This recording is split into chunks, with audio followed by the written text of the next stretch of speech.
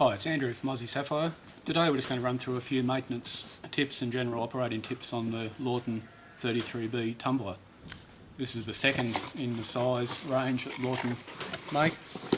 Very popular sellers. Basically the big brother of the 3A. Runs two 3-pound barrels, where the 3A runs one. So it's a double barrel machine. Basically running the same, very similar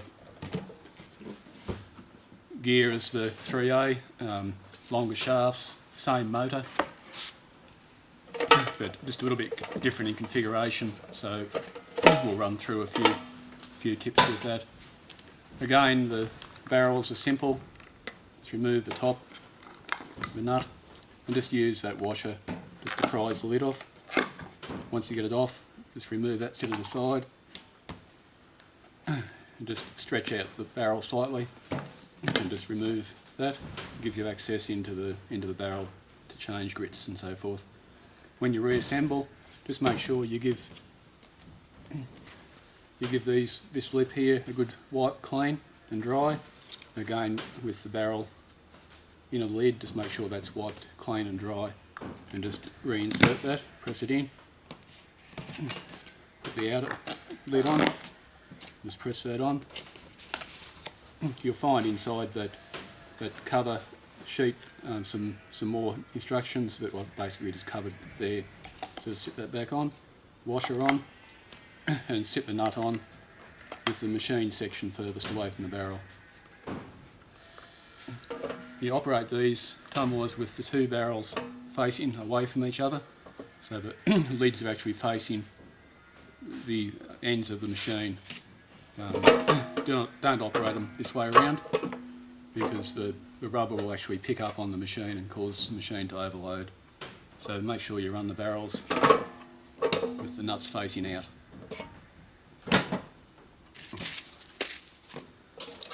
I run the same 0.33 amp motor as the 3A. I'll just take the cover off here. Make sure before you do that you have it fully unplugged out of the power. So just remove this one screw.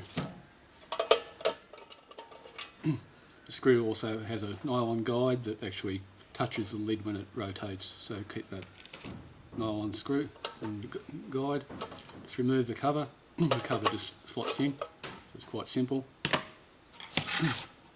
Again, you'll see the same type of configuration as the 3A. Your motor is mounted there. 3 acorn nuts, and you'll see where that adjusts, that slide. You can actually loosen the nut, move the motor that way, and that will tighten the belt. Again, the belt's a simple belt. It doesn't want to be over tensioned, but after some usage you will have to tighten that up. So I'll just go through how you do that.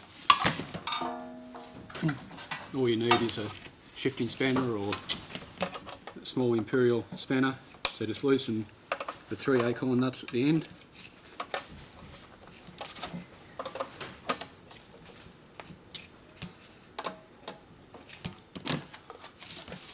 And you'll note that you can move that motor backs and forwards, and as you do the belt gets tighter. Don't over tighten it because it's not designed to run super tight. It should have some flex. But if you do lose drive, that is something, because the belt will stretch after a fair length of use. So when you're happy with where the belt is, just retension the nuts.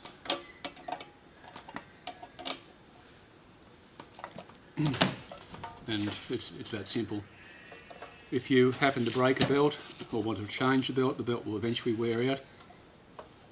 Just slip the belt off, pulley. The belt can be just a little bit tight against the bottom guard, the bottom cover, so just work the pulley around until it comes off, and it runs a bigger belt than the 3A, and just reverse the procedure to put it back on. If you happen to find that the motor eventually fails, the motors are quite simple. You It involves an electrical fitting, so you can either send it back to us and we'll do it for you, or a licensed electrician, but it's for 3 acorn nuts at the end. Just change the pulley over with an Allen key, and there's just 2 terminals that fit into a terminal block, so it's quite a simple operation. If for some reason the pulleys work loose, just use an Allen key and just adjust those pulleys, loosen, and make sure they're aligned when you do them back up. Again, when you first get your machine, you will need a light oil, so a product like Singer sewing machine oil, and just 1 little tiny drop onto the bearing.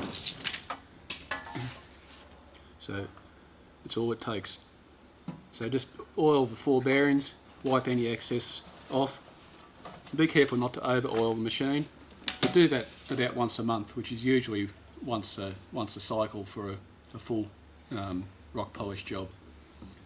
Too much oil will just mean oil can get around into the machine and onto the belt and cause almost as much trouble as not enough oil. But make sure you do use oil. Use a very light oil like the Singer, or some sort of a spray product. If you're using a spray can, get one with an extended nozzle so that you can get the spray right down into where you want it.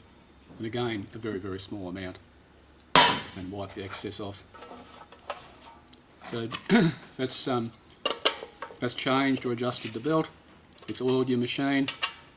You've had a look at the internals to see that it's quite a simple machine, but a very robust machine. The bearings are changeable if they ever wear out, but they should last for years and years if they're maintained properly. I think that's covered.